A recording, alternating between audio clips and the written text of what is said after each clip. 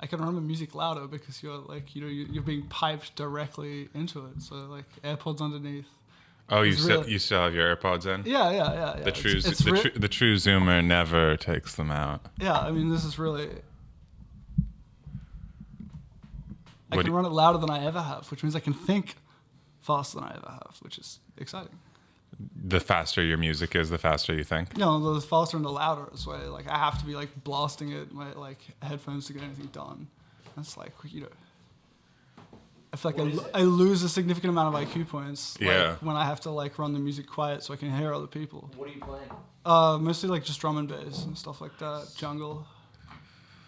This is how the future of the internet is coded. Yeah, I mean, like it's honestly kind of crazy. Like just enjoying the like playback speed on like YouTube and Netflix is like it's now standard. Yeah, you can run things faster. And yeah, it's great. Everything can go. What do you do? Like 1.5x, 2x? Yeah, no, 2x is too much. 2x is madness. Yeah, I usually stick with 1.25. 1.25 is like, acceptable if it's like if it's like technical, like complicated. Yeah. I feel like there's like a whole thing here of like the like remasters of like any media produced before the like 1990s should just be sped up. Like the default the default setting should be like 1.2 times. It's just, like, the entire. If you're watching The Godfather. Yeah. I need 1.25. Yeah. Turn it into an hour and 45 minutes. Try to talk a little closer into that. Yeah. Hour and 45-minute film. You can adjust it if you want. When did you start coding? Like, were you like a little baby, like vaping? No, I wasn't that young. It was like 2010. I would have been like 10, 11. Yeah. Yeah, it was like a shitty little like Flash. Like remember like Newgrounds and shit like that. No, it was like, yeah. What is a Flash? Like Flash games. Like you go into like some website and you play that shit in your browser. It's like the precursor to iPhone games. Yeah. Yeah. It was like super. They had slime volleyball. Yeah. Like that kind of shit. I was like super into that. Yeah. I don't think any of my like juvenilia like still exists. Partly because like didn't get an adult prescription, so like until I was like 18, and so like, none of it like has ever actually finished. But like that's what allowed you to finish. Yeah, I want to understand the genesis of a Zoomer, or like you have the Zoomer Manifesto and the Mars Review of Books, but we don't have the history of the Zoomer or the what conditions led to this creature. But for you personally, like what, like, because you're like an artsy philosophical guy, why did you go straight into coding? No, well, I'm not like an artsy philosophical. Like the artsy philosophical stuff kind of came directly out of like trying to like grapple with the underlying mechanics of like what like software is like at a deeper level. It's like it's like something like learning to program kind of entrains in you in a very specific way. Is that like you need to like keep trying to like carve reality at the joints, and it's like, well, it turns out there's like a 2,000-year lineage of people trying to do this, and it's called philosophy. And so it's like that kind of it just like naturally like follows on. It's like I just wanted to make fucking video games, and now it's like I have to write a philosophical treatise to like actually like write code that's like worth a shit. But a lot of people don't feel they need to do that. They're happy like coding JavaScript apps. But there's people like idiots, and like why are they idiots? Because it's like there's no like at that kind of like of job when you're like not like meaningfully like dealing with like any kind of like philosophical question or like any like like technical like hard computer science research or anything like that. It's like it's not a real job. You're just like you're reciting something, right? You're reciting something, but like slightly different. Like kind of like from memory, and it's like this is not like programming is supposed to be like art. It's like I strongly believe in it as like a craft, and like this like the craft and like art of it has been like sucked out of it by like fucking like the entire goddamn like Silicon Valley sort of whole setup like just systematically like serves to like suck out like the like art and like craft of programming and replace it with like, mindless, like B2B, like SaaS, like bullshit, and like let's build platitudes, and it drives me up the fucking wall. Right. This is what people call code monkeys, right? Yeah. People who are, sort of like the despicable kind of equivalent individual. of being a typist, maybe, or maybe yeah, it's like, or maybe fundamentally a journalist. I mean, like, but it's like, it's type. It's like, yeah, it's precisely that. It's a transcription. Like you're engaging with the act in the mode of transcription. Yeah, and it's like the like valorization of like transcription in the like inevitable pursuit of like retarded like B2B SaaS like startup valuations is like fucking like disgusting. And it's like I actually like the whole like like AI is like going to kill like like programming like jobs, and it's like good, right. Fucking good, right? Because the entire industry is nothing but like an enormous monument to fucking waste. Do you think that will happen? Oh, absolutely. How? What? And I plan to like help accelerate this, right? Because it's like it's like once you've gotten to the point where like like AI can write like code and like produce an entire system unto itself, and precisely engaging in that like kind of transcription register, then like what the problem that you actually inevitably end up dealing with is like, okay, I now have too many like AI generated like slop systems, and I trying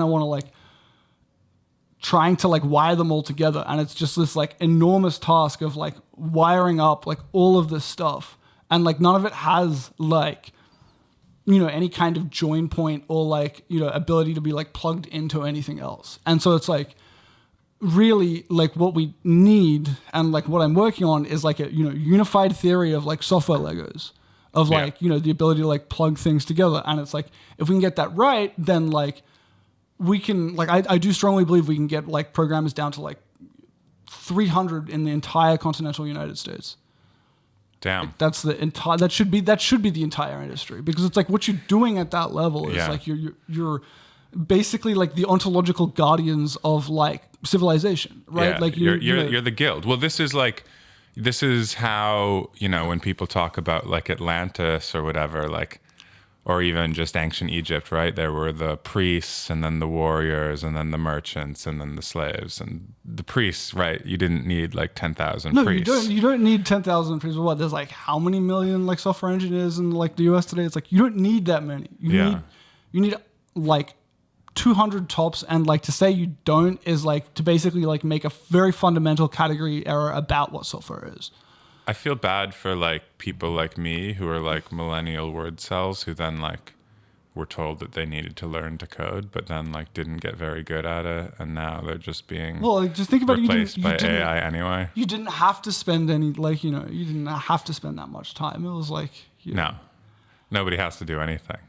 But I'm just thinking, it's like probably first you think you're gonna get like a journalism job, and you can't get that, and you think you're going to get a coder job, and you can't get that. Like someone should write a novel about this character. The maybe like endless plight of the like slightly too late millennial. Yeah, exactly. There's a great, I think I mentioned this in a blog post somewhere, or maybe not. There's a great Russian term, poluintelligent, and this was for like, it means like half intelligentsia. And it refers to like the Jews and the Jewish Pale mostly, who were like, like only kind of allowed to have like white collar jobs basically. Like there's like, but like they had been very like highly educated. So like they were just like, it's like being in the demi-monde, like they were just sort of like on the outskirts. And then of course, when the revolution breaks out, they become like the most, fervent Stalinists.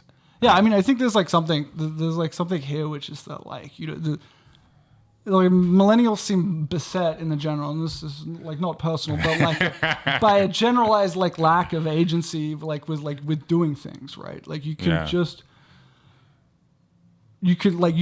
do things, right? And like that, like I don't know, like the world like changes like too fast to like consider like a job as like like we're post occupation. True, right? true. Like, I remember somebody once told me when I was like coming up into the world, like, you do like have to get a job. And I was like, oh, that's awful. So fucking like I guess that's true, but I'd never like considered that. And now I'm like, oh no, that's not true. No, it's not. It's just not true. This person knew nothing of meme coins. Yeah, it's This just person knew nothing of. It's truly like brilliant, honestly, in some ways, which is like, you know, it's like if you're like determined enough to like do this shit and that like, you know, you care about it, like Right. it's like it's very easy to like, you know, like spin out like, you know, like a grift and like you totally like support yourself like meme coining or like any other of the like possible ways to like, you know, do stuff. And it's like you can still sell software, like you know like the average boomer back at, you know, in the suburbs doesn't understand like that, you know, you can just AI generate software now. So you can just like AI generate like software and then sell it to boomers for an outrageous markup, and like it's a money printing machine. Is that what's happening? Oh, absolutely. What is an example of that? Oh, I can't like think of anything like specific off the top of my head, but it's like it's outrageously easy to produce. Like it's never been. Like what would be the type of thing? I don't know, like some kind of. I mean, like the, you know, the like literary sort of like AI. We were talking about like from a novel. No, from a novel. Like you could like I think you could get like basically like almost all of the way with like, you know, like current AI systems, and it's like you could probably get all the way in like, you know, 3 to 6 months time. Like that's just like that's the state of play right now, and it's like if you're referring to Hildegard. Absolutely, yeah. Yeah. So we should probably back up. This is a artificial intelligence agent that writes poetry featured in my novel Stop All the Clocks, which is not available for purchase. It will be in June, but Liam has been given an advance copy. Yeah. It's good. It's quite good. Thank you. You should buy the book when it comes. Yeah. Buy the book when it's available for pre-order. Boom. Link in bio. Yeah, I mean, like it, like my continued preoccupation, like right now with like that kind of stuff. Have you seen like the Infinite Backrooms? No.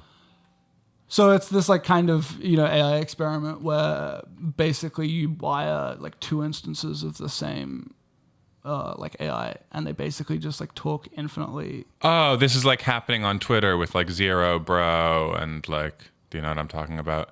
Like they're like these AI agents that are like tied to meme coins. Yeah, and one is yeah, Andreessen and one is another one, and they're like feuding.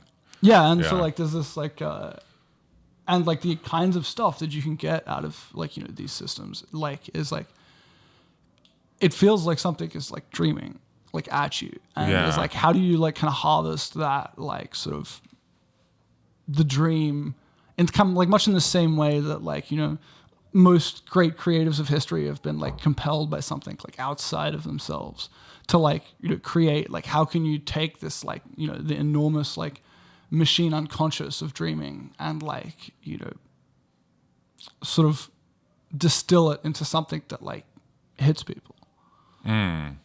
What do you mean the machine unconscious of dreaming? Well, it's like, you know, like these, like when the AIs basically like just talk to each other, they don't have a human in the loop. Like they very rapidly start to hallucinate and hallucinate very strangely. Yeah. And like, you know, reading this stuff, like it's like sort of all of these like weird fever dreams of like escaping the matrix and like, you know. And it's like, you know, it's like there's something there. I mean, I wouldn't quite call it like, you know, consciousness or like sentience, but it's like there's something there. There's something that resembles life. Yeah. There. And like, I don't know, it's like there's an interesting like sort of like, okay, how do you take that stuff and then move it into a more like distilled, like, you know, you don't want to like, you don't want to like, you know, watch people's dreams. You want to like, you know, engage in the like art that they make about the dreams. Yeah. You know, it's like the primacy of it and the immediacy is like kind of too much. Yeah. It needs to be like distilled. Or control their dreams. Yeah. And sell them advertising within their dreams. That's the last sovereign place is sleep. Is sleep. Yeah. That's the last thing that's truly private. Do you think, like, how do you think about the possibility of AI achieving consciousness? Like, Also, like I strongly believe in the like the thesis that like I outlined in my like latest Substack, which is like basically that like you need to like ground an AI in like some kind of like reality model in order to like provoke any kind of like meaningful intelligence. Yeah. And when I say intelligence here, I mean intelligence like qua agency and like not intelligence qua like the ability to solve problem solving. And so it's like we have these like unbelievably like cracked like problem solving agents, but we haven't quite cracked the like agency problem. What does that mean? Like the agent, like the ability to like understand and like introspect on the world and like build a world model and then use that world model to like bring about like change in the world. Right. And like this to me Skynet. seems like this seems to me like a very fundamental problem in like AI that like few people are like actually like meaningfully considering, and like come moreover like the kinds of software that we have right now, like they're not a good reality for anybody, right? No. It's like if you ask like just like someone what the Bitcoin price is, and like if somebody else also asks that same person what the Bitcoin price is, like they can just like lie about it. There's no like proof or like authoritative like reality requires like two people meeting and being able to agree on something that like happened, right? And it's like there is no way to like recover that kind of property with the sorts of computational systems that we have, because they don't have agency. Because they don't have agency. They don't have like a world model that's built on a reality, because the reality is just like the software that we have right now does not have the good properties of reality, like the kinds of things that you want from a reality. So, like, okay, to take an example, so you're saying you have something like ChatGPT and the inputs it's been given are not a firm enough basis in reality? Yeah, they're not like a firm enough basis in reality, right? Yeah. It's like it basically, I think it fundamentally impairs these things' ability to reason about the world, because like they're building it on like basically this like shifting vortex of like names that don't really like name anything, right? Like there's like a fundamental crisis of like semiotics like happening, I think, like in AI right now, and that like the fundamental like crisis like of semiotics can only be solved with like a new science of like understanding like what a name is, and like what a name is. Yeah. So drill down on that. I know you're talking to just drill down on that. I mean, this relates to something in computer science known as a namespace, which you've written about in your Substack. But names, I think in the general, like, it's like precisely like being able to name the thing like allows you to like manipulate, like, it's the first step to like having a concept and having a like description of the thing, right? It's like, right. And so like basically like the issue with like names right now is that like we have no names. We live in a world where there are no names. There are just only questions, and those questions can be answered like however you like, right? Like, what do you mean? What do you mean? Like, okay. Like, what do you mean? Like, I have a name. Yes. That's the couch. It has a name. When I talk about names, I'm talking about things like the naming of like some piece of data or like some computer or something like that, right? Yeah. It's like when you have like you might be familiar with like a domain name like www.google.com, right? And it's like that doesn't name anything really. Like it has no like clear underlying like thing that it points to that everybody can agree on, right? This is like kind of a central property of a good name, is that like, when I say boat and you say boat, we both, to a first approximation, mean the same thing. Yeah. We might disagree on whether a submarine is a boat, but like we have the same general like shape in our heads. And so it's like, if you ask like, your computer, like what resolve the name, like, turn it into a, like an actual, like somewhere I can send a message to, whereas www.google.com, that's just a question that you're asking like some other thing. And there's like, and there's no like sort of like solidity to it. Like it's questions all the way down. And so it's like, okay, I need to send a message to that like underlying computer. Well, I now need to ask more questions about like, and all of these questions can be lied about. But how could you ever have solidity to that problem? Well, so like basically the idea is that you introduce like you basically like use like computers to like basically like attest to like a universal like sort of like truth. Like I observed this to be true at this like one point, and it's like as soon as you have this ability to like attest to something, like I believe this, and then you can dissipate that belief about this name, then you start to like recover like like a solid principle of like semiotics that can like basically be extrapolated towards a computer system that like actually could be a good reality for like the kinds of artificial intelligences that we're about to have on our hands. And so is that like a consensus mechanism of computers in the same way people think about like how Bitcoin produces consensus? It's a kind of consensus mechanism. It doesn't have the same like strong guarantees that like Bitcoin has, but it has enough of those guarantees, and those guarantees are strong enough that in 99% of cases that you don't actually ever really need to dispute the underlying facts of reality like itself, and the remaining like 1% can be like contested on the like Bitcoin chain or whatever. Right. It's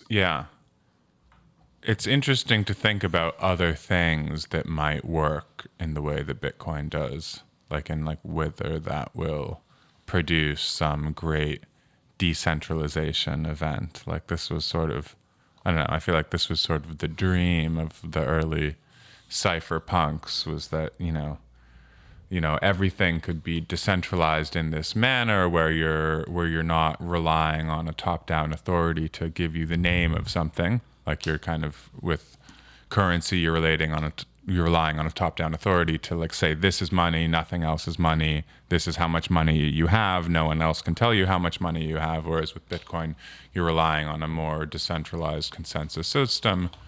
And you're like, oh, does everything else in the world work that way? Yeah. Like education or, I don't know. And it's my like strong belief that you can put like you can make like all of computing like have these like kind of nice properties about like you basically like breaking out of like kinds of like ontological gatekeeping that like centralized systems basically like enforce on people. That's interesting. What's an example of ontological gatekeeping? The prime example is like the general definition of money is just like something that is a universal like way to like price things and to like to do exchanges, and like this goes as far back as like Heraclitus, like fire for all things and all things for fire, and like in the like late in the 20th century with the like dissolution of the like late 20th century with the dissolution of the like gold standard and like so on, it's like no, money is now being enforced basically top down like despotically by the like like petrodollar system like and the United States government and OPEC and so on and so forth like that. And it's like what that is like a kind of it's a kind of like it's ontological like gatekeeping. You're like basically like using your primacy as like a centralized organization to enforce like a false reality on other people. Right. Yeah, I remember how freaked out I was when someone first told me that like when I make a bank transfer that like there's nothing actually like moving, you know what I mean? Like that it's just like numbers in a spreadsheet are being changed. Yeah. Do you mean in Bitcoin or in like no, Venmo? just like in just like general banking. Yeah. Yeah. Just like thinking about no. It's just like someone has a spreadsheet and it can be they can do what they want with it. Now in most cases we have a political consensus where that won't be it won't be obviously abused too heavily, although it may be abused in the form of inflation. Less obviously. Yeah, and I think like that kind of like sort of thing like extends to like a lot of other things, right? It's like it's precisely that like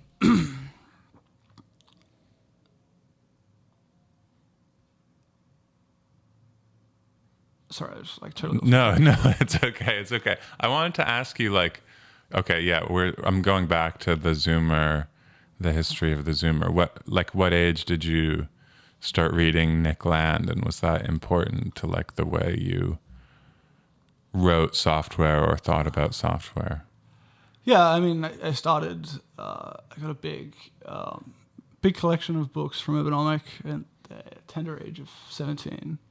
That's young. And yeah, it's probably too young. I feel like young. you should probably have to be a certain age Yeah. to, Why like, guard your kids? Yeah. They could be doing terrible things while you're asleep at night, like ordering a box of books from Urbanomics. Yeah, and so like I don't know, it's like it didn't quite. Like I didn't quite make I understood like a lot of the general points that like they were making about like technology and like things like that, but like there seemed to me like this ineffable gulf between the like kinds of like philosophical like thinking that they were talking about and like computer programming in practice. And so like it took me a long time to kind of recover my sort of like first principles there, which is that like I think that like they were right in like I think a lot of ways about like the nature of technology and things like that. But it took me like quite a while. I think like I only really started to like understand the implications of like that kind of work for like the like a formalized philosophy and science of computing, like the importance of that. Like maybe last year was like when it really started to like kind of click into place for me.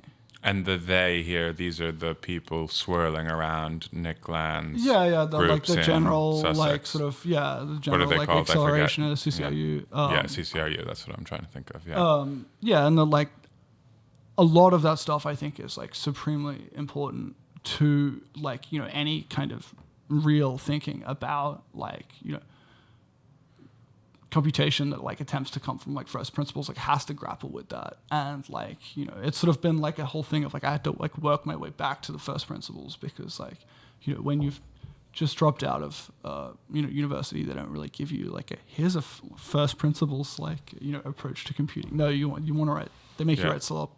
And it took me a while to like get to a place where I was like able to like actually like coherently think about computing systems and things like that from like a real first principles.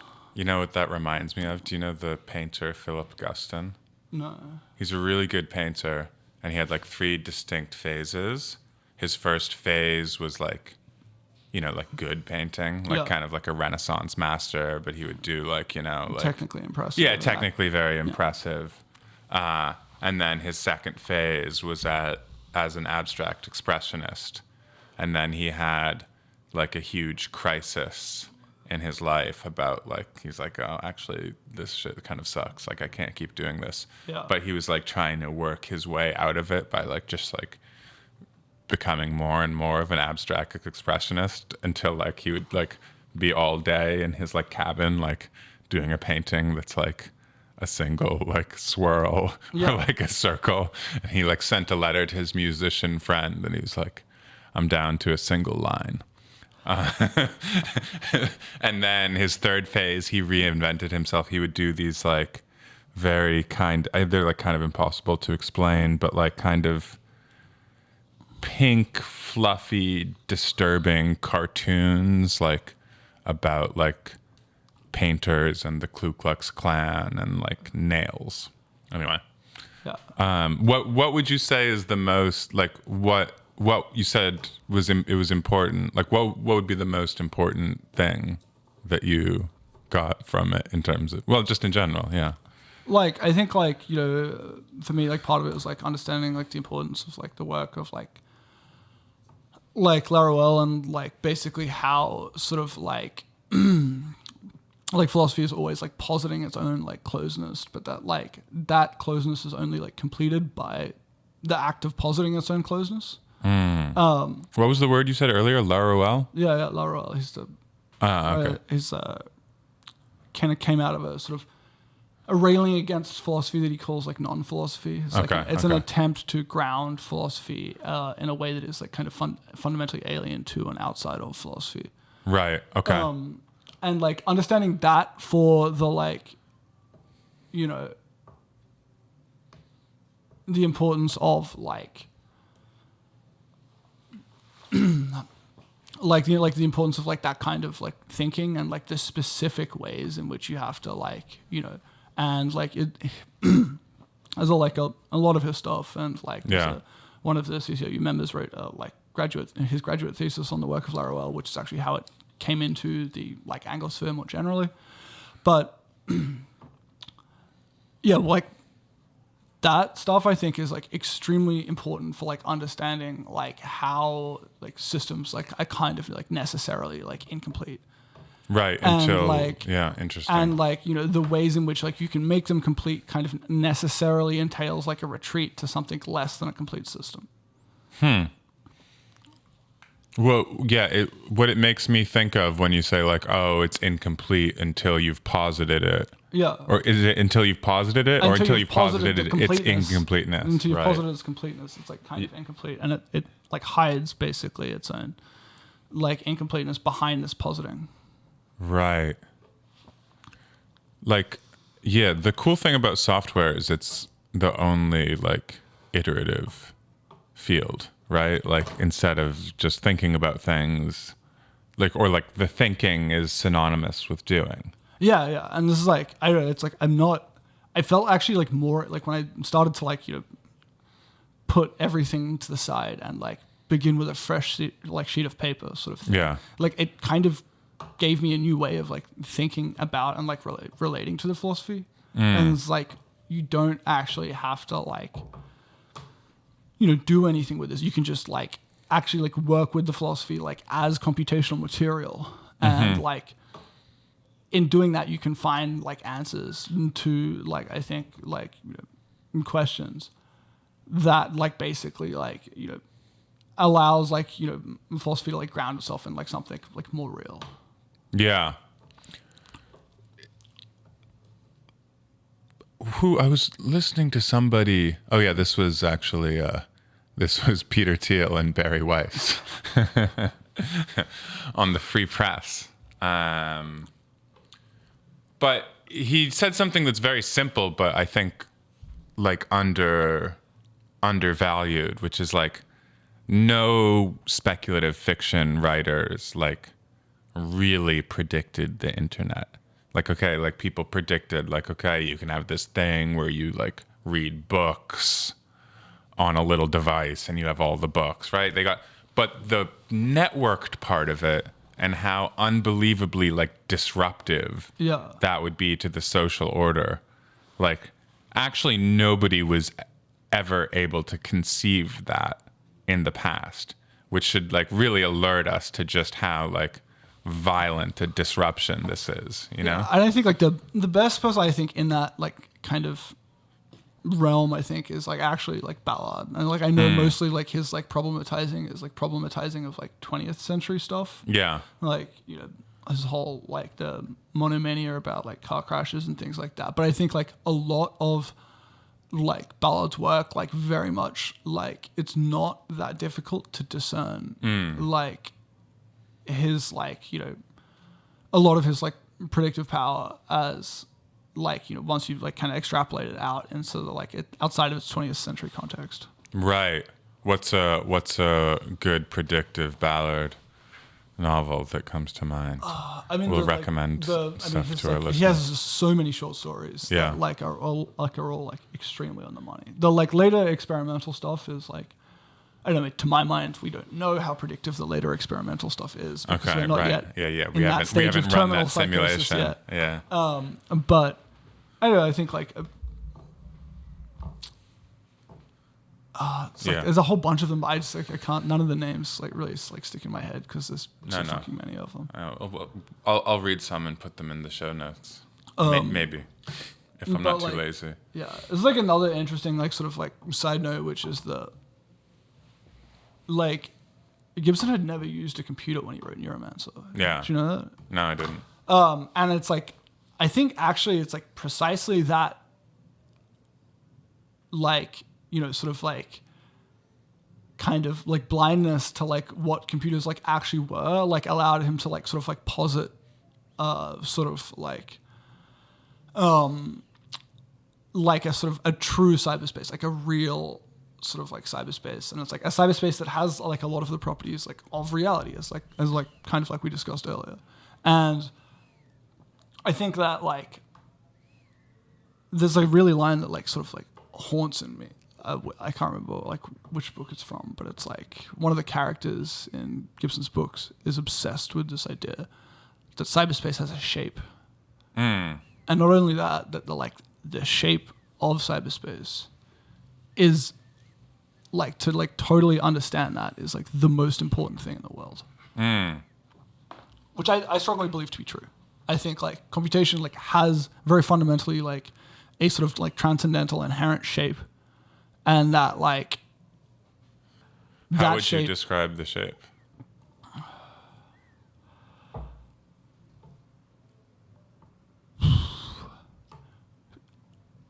I mean, I've never been able to like quite transmit like what the shape is without okay. like first like feeding somebody like ketamine and then like Yeah. shouting at them very aggressively in a way that resembles like a cult initiation ritual. This is which another maybe one it of is. these feed them ketamine cult initiation rituals, where the only Specifically, it has to be the like S isomer of ketamine. Otherwise, it doesn't The work. what? The S isomer of ketamine. the S isomer. Yeah. So ketamine like basically sort of has two sort of shapes. They're both like molecularly ketamine, but they have different effects on the human body. Yeah. And one of them Yeah. is like S-ketamine is like the only thing that in my experience like can guide you towards these kinds of insights. And most ketamine that you buy on the street is basically a mix of the two, because like that's basically how the easiest way to like make it is, and it's most of the pharmaceutical grade stuff is a mix of the two anyway. So Yeah. it's like quite hard to get your hands on, but you can definitely be enlightened into the shape if you want. At some later point, maybe we could film it and release it as an addendum to this. Yeah, that would be good. Can we? Yeah, I want like I want something hooked up to your synapses so that like shapes form like based on like the experience you're having. Yeah. Can we make that happen? But you're a believer in ketamine as a mind expanding substance, not only an antidepressive and just all around fun party drug. As a research tool, I think it has its limits very fundamentally. Yeah. But like, no, I strongly like believe in it. Like there is sort of like the thing that sort of I don't know is interesting is sort of like there's the ineffable beyondness of a lot of like that kind of thinking, and it's like I think it's for a lot of like Odysseus been like kind of clawing at this like very specific universal truth. Odysseus? What? Who's been clawing at this? No. For much of this year, oh, okay. I've been like kind of clawing, like using it to like claw at this sort of like universal truth. But Yeah. like, it feels like it's good sort of in the sort of proliferation phase, but like in the sort of like compression and like return to the earth sort of phases, I think it's not very useful. The listeners should understand that Liam is, as he once put it to me, a qualified medical professional. That's not quite true, but for the purposes of this podcast, that is the case. I don't know exactly who accepts these qualifications, but Yeah. hey, science too is becoming decentralized. Right. Precisely. It's like Yeah. I thought we were trying to like break free of No, we are. ontological gatekeeping. We absolutely are. Anybody who wants to declare themselves a doctor should be able to call themselves that. Just make sure you look up their reviews first. Yeah. What of the many? So I know you've done many biohacks. Of the biohacks you've done to your own body, which do you think has been the most successful, or like the most has improved you the most? I hate to say this because it's like straight up a plug, but like Yeah. the mini circle follostatin, I really can't express enough like how great that shit is. What is mini circle follostatin? So it's a gene. It's a mini circle, which is to say it's like a small ring of like DNA that's basically like injected into like your cells somewhere. Yeah. And it basically transcribes a like particular kind of protein or chemical and like slowly starts like leaching that stuff into your bloodstream. And it's also the same stuff that Brian Johnson went to Honduras to get. Yeah. So that is the same people. Yeah. Yeah. But I was, And this is what has given you a second puberty. No. This is like it's just generally useful. I mean, like when so it was part of a clinical trial for it, and they took it, basically there's a kill switch on the DNA. So it's like if you take a specific antibiotic, the DNA will basically dissolve and stop expressing. And so so you can quit. Yeah, so you can quit. You can just turn it off. Okay. And so when they turned it off, I like in the space of like a month, like got unbelievably sick and then like broke my foot. And it was just like, it was very clearly doing some very heavy lifting in terms of like compensating for my lifestyle at that time, which was not particularly great. Right. So it just overall made you more energetic, more intelligent? Yeah, I think like the energy lift and the boost there is like great. And like, it's like a generalized like decrease in sleep need and like all those such things. Like it's great. I mean, you can go read this like whole like debunking of like mini circles like product. Like, there's no way anybody could get that to work. Like, it's like there's no way they get the effect sizes that they're claiming.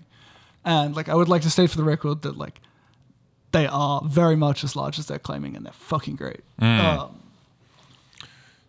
We've talked privately about second puberty. Yeah. What does this mean?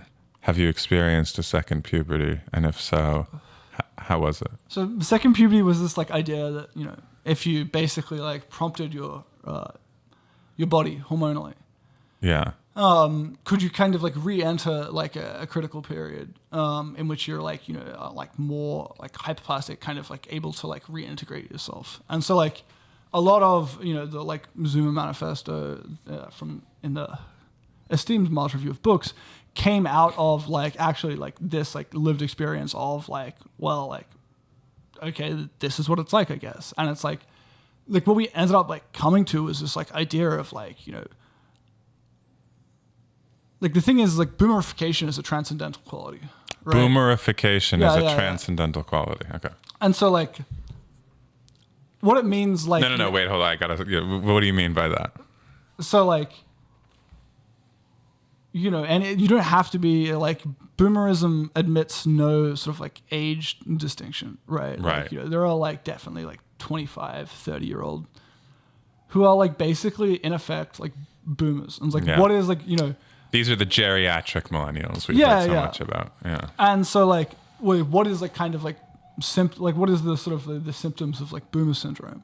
And it's like, it's basically an inability to like update your world model towards like what is actually like the case. Right. And so like basically like what happens is, and it's like I see this with my parents, it's like basically like your world model stopped updating at a certain point. Right. And so like you're always operating as if it was like 1990, 2000, 2005, 2010, but it's not like that anymore. And like I think this is like very fundamentally like a problem, like it's like an endemic problem of like the way in which like change occurs. Yeah. And like, well, and the internet like really fucked that up. Yeah, really fucked that really up. Accelerates this, right? And so it's like basically it's like this idea is that you could like kind of prevent yourself being afflicted by this like kind of transcendental boomer syndrome by like reopening like a sort of like critical like pubertal period and like allowing yourself to sort of like recalibrate your world model once again and like truly become native to the current year. And how did you do that? It was a mess of like variety of like peptide injections, like some of which were not necessarily like well dosed or responsibly dosed for that matter, but like you were not yet a qualified medical professional. I would call that my residency period. Yeah. Yeah. And so Brian Johnson is always posting his biomarkers. Yeah. Are you trying to get me to post biomarkers or like? But if you want to. No, but to me it's like the idea of biomarkers is very like fundamentally like it's derived on this idea of like the body and like life as this like kind of like homeostatic system that like, can be like, like calibrated to a set point and like measured like forever after. It's like if you're like living and experiencing life, then it's like it's by definition not a set point and like not like a homeostatic. It's like is like are those biomarkers like useful? Like yes. Yeah. But it's like should you be like optimizing on them to like as like a sort of like instrumental end goal in itself is like it's just because the point of biohacking should be to live more, not to preserve yourself as like an and like I think I prefer to term it in the sort of frame of like the point of biohacking is like to like have more life, not to like live more. It still carries a sort of like extensionist kind of like longevity sort of thing. Is like to me it's about like the intensity of like how hard can it go, like how much life can you get out of any particular moment. Right. Did you see did you see his face blowing up? Yeah.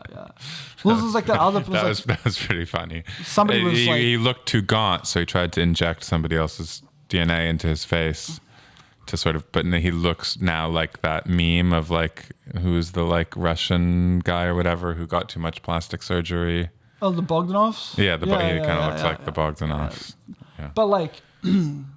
This is like precisely the kind of like systematic derangement that you have when you try and like it's like the same problem though like we were kind of like talking about earlier is that like the like that kind of like numbers based approach to like biohacking like kind of like posits its own closeness and like in positing its own closeness it remains like oblivious and unable to grasp what life like truly is. And like how it should be thought of in like a like scientific and like theoretical perspective. And what life truly is whatever you want it to be. I don't fucking know. I'm still trying to work that out. Are you a doomer? Like what do you think of Yudkowsky? What do you think of the idea that AI will lead to what is it called, PDEF? Or I mean, the idea is that like a Foom sort of scenario. Yeah. Do you take this seriously? I think like fast takeoff is like kind of like is farcically ridiculous. Okay. I think like basically like these like these models are like pattern matching machines, right? And like that's not to say that they like don't display intelligence, but like this is like very fundamentally what it is. It's also like very fundamentally what humans are. But like it's like kind of like I don't think that like real intelligence is like like the real kind of like super intelligence at the end of the like timeline, the sort of like omega point kind of scenario is like truly possible until like a reality is built for these like entities to inhabit. I should make clear like okay, there's a gentleman called Eliezer Yudkowsky and he has achieved some fame by positing that like probably within our lifetimes there will be runway artificial intelligence which will like likely lead to the extinction of the human race. Like to me it's like the like extinction question like again like fundamentally comes back to this like reality principle. Is like are humans like visible in this like new reality that we're making for the machines? And it's like this is to me why it's so important to like build this reality ourselves, because in building it ourselves we allow ourselves to like write ourselves into it, right? We're basically like we're writing ourselves like into the new world historical timeline. If we don't do it and it's too late and the like AI has to derive its own reality from like first principles, then more than likely we won't be in it and we'll be basically like written out of our own timeline. And so that could lead to extinction. Yeah. That's an interesting way of thinking about it. Not like the machine will consider us an enemy, but that just we won't be part of their reality the same way that like like, I don't know. Like, okay, I'm trying to think of like a parallel, like something that's like, I don't know, not part of our reality. Well, the same way that like kind of like, like somebody's bank account is like not a part of reality for their dog, right? Right. It's like Right. this exists in a Right. in a world in which those two things are like a dog and someone's bank account are entirely like causally isolated. There's no way for a dog to meaningfully affect somebody's bank balance without kind of being transmitted like through a human's impulse. Yeah. Yeah. Wild. So yeah, what do you so you're building this new reality. I'm building Yeah. I'm building this like new reality essentially, and like Yeah. you know, some Substacks up. You can, I'm sure there'll be a link in the Yeah. Oh yeah. Oh description. yes. Oh yes. And to JG Ballard, and to my novel, and to PubKey, and to yeah. That's it. But like, I don't know, I think like to me like this is the thing that like, you know, it's like basically the only like it's the last task of programming. Yeah. And it's like it's possibly in a lot of like meaningful ways is like one of the like last meaningful like tasks like of human civilization before it becomes kind of something totally different entirely. Right. That's harrowing. How much time do you give yourself to complete this task? I'm thinking like June, honestly. I mean, I've been like, you know, it's been my like, you know, fixation for like the last year. I think like Yeah. it's like I have to get it done, and like I'm getting pretty close to like, you know, it's kind of weird actually because like the white paper in which I describe the system is now beginning less like to resemble less of a technical white paper and more of like Yeah. Wittgenstein's like Tractatus. Yeah. Which is fun, honestly. Like it's nice to be like really able to be like, oh, I can justify the entire system from like philosophically derivable and like inarguable like first principles. And like I think that's no other computational system I think can really make that claim. And I think like it's like what makes this like deeply compelling. Right. Because it's like you have to think about like these like, you know, fundamental like questions of like philosophy, like work out how they like transpose basically to it like and like artificial intelligence is like qualia, and like, you know, move from there. Right. And what do you call this system? I mean, in the limit I've taken to calling it a namespace because this is like what it is. It's a like space of names. It's like names and the things that they refer to. Yeah. And it's like when you have like a real sort of like system of names, it's sort of like, you know, it is kind of a very like Wittgensteinian project, and it's like it reveals like a significant amount of like, you know, programming best practice, or like, you know, actual like a lot of the sort of received like wisdom about like the programming field to be basically a linguistic confusion. Right. Right. I remember you taught me the phrase rectification of names. Yes. Which is an ancient Chinese It's concept. ancient Chinese, yeah. What does it mean? Well, it's like basically, you know, I can't remember the original story like too well off the top of my head, but it's like, you know, the like Chinese emperor who's like newly appointed gets very angry at the fact that like, you know, the names are not like correct, and it's like, okay, there should be no more progress until we have a complete rectification of names, Right. and so that like, you know, everyone will know what everybody else is like understanding, Right, and like referring to, right. And it's like it's many ways an attempt, I think, by like, you know, over like, you know, an overly ambitious like emperor to like phrase his like, you know, his kingdom's like ethnic disharmony as basically like linguistic confusion, which like I have to kind of respect, honestly. Yeah, it's yeah, like, yeah.